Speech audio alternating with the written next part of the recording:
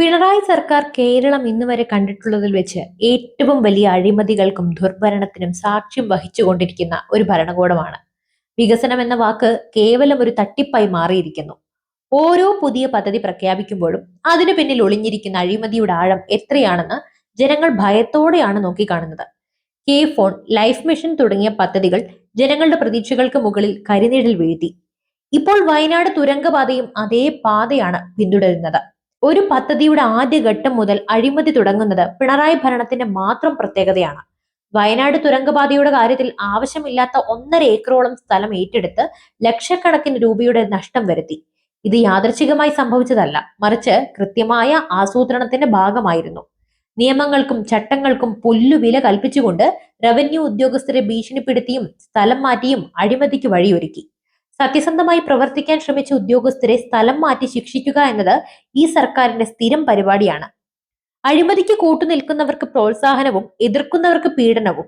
ഇതെല്ലാം മുഖ്യമന്ത്രിയുടെ അറിവോടെയും സമ്മതത്തോടെയുമാണ് നടക്കുന്നത് എന്നുള്ളത് ഞെട്ടിക്കുന്ന സത്യമാണ്. കിഫ്ബിയുടെ ദുരൂഹത വേറെ.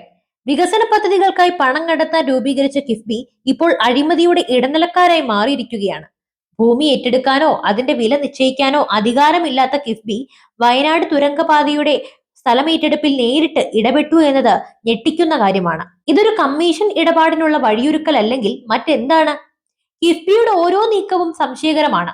ഇതിലൂടെ നടക്കുന്ന സാമ്പത്തിക ഇടപാടുകളെ കുറിച്ച് വ്യക്തമായ ഒരു വിവരവും പൊതുസമൂഹത്തിന് ലഭ്യമല്ല. വികസനത്തിന്റെ പേരിൽ ജനങ്ങളെ കൊള്ളയടിക്കുക എന്നത് ഈ സർക്കാരിന്റെ മുഖമുദ്രയായി മാറിയിരിക്കുന്നു. മുഖ്യമന്ത്രിയുടെ മൗനമാണ് അടുത്തത്.